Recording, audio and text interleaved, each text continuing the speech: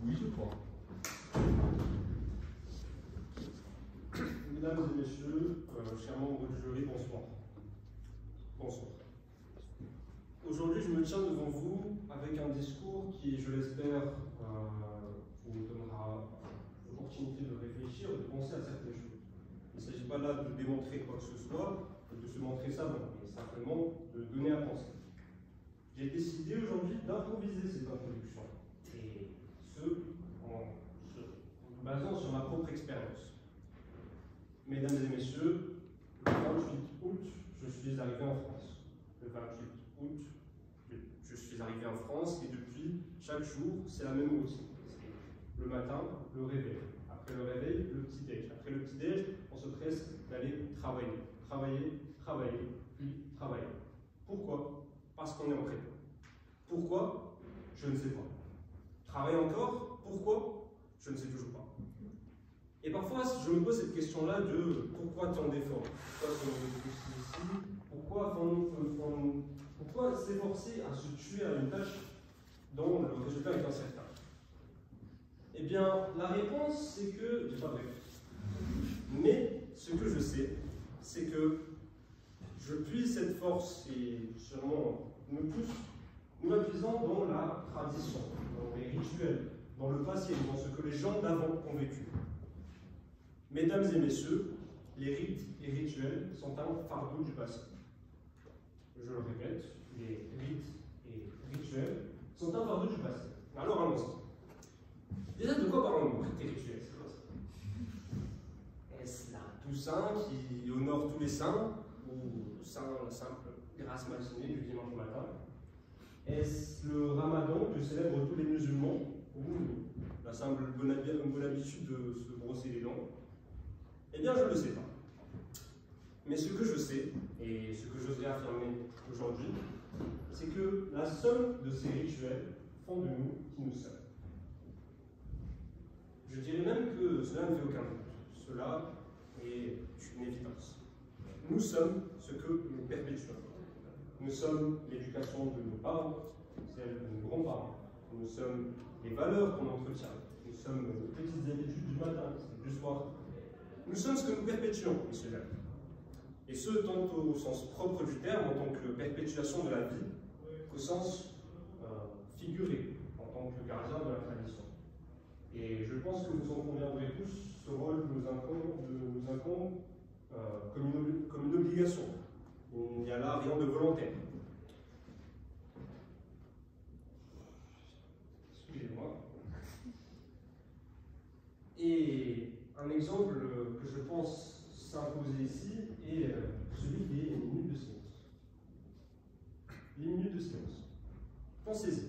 Pendant une minute, on nous impose de se taire. C'est une obligation. Et j'entends bien que pour certains, il y a cet esprit de révolte qui pousserait à ne pas respecter. Mais pourtant, on le fait. Pourtant, on se tait. Et bien évidemment, chez certains, comme l'ont déjà discuté mes camarades, cela n'est que par conformisme envers les autres, envers la société, oui. Mais j'oserais dire que, par un certain optimisme naïf, que pour certains, peut-être une minorité, peut-être une majorité, que pour certains, cette minute de silence représente un signe de respect. Un respect pour ceux d'avant, pour leur vécu, pour leur souffrance. Un respect pour nos ancêtres. Je dirais que pendant cette minute de silence, certains prennent le temps d'écouter la ferveur de nos prédécesseurs. Et cette minorité ou majorité, ils puisent une puissance homérique. Messieurs, dames, je pèse mes termes. Ouais, je crois que ça se dit. Homérique dans le sens de l'épique, du surhumain. Je le redis encore une fois, on y puise une puissance homérique. Mon propos ici peut vous sembler poétique, romanesque, mais croyez-moi, je tente d'articuler ma thèse à mon antithèse sans déborder sur les foutaises. Et par respect pour ceux qui ont pris le temps de m'écouter aujourd'hui, je pense ce que je dis et je dis ce que je dis. Messieurs, dames, nous puisons notre force dans la tradition, qu'on le conscientise ou non. Nous en sommes la preuve même aujourd'hui. Si tant de personnes probablement d'horizons si lointains peuvent se rassembler dans cette salle de Maurice Abbé au lycée Lacanal aujourd'hui, c'est que l'on tente de perpétuer, tant bien que mal, ce qu'est la prépa.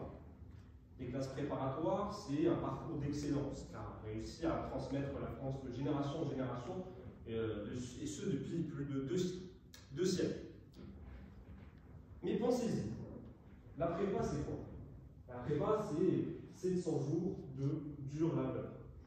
700 jours de compromis répétés sur notre vie sociale, notre vie artistique ou notre vie sportive. Eh bien, parfois on se demande quand même à quel prix. Je vous pose la question, réfléchissez-y, allez, je vous donne une petite 5 secondes. Pourquoi?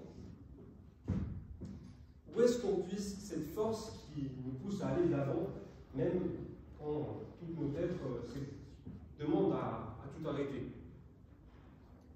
Eh bien, je ne le sais pas. Mais ce que je sais, c'est que sans l'expérience de ceux qui sont passés avant nous, sans la bienveillance des deuxième années, ou l'espoir que nous offrent les intégrés, eh bien, notre entreprise ne saurait être moins laborieuse. Messieurs, dames, ce respect qu'on porte pour nos ancêtres passe par le respect de la tradition. Car dans les ténèbres de la vie, ceux qui nous ont déjà devancés ont laissé derrière eux une petite lueur qui, dans le noir, se transforme en lumière.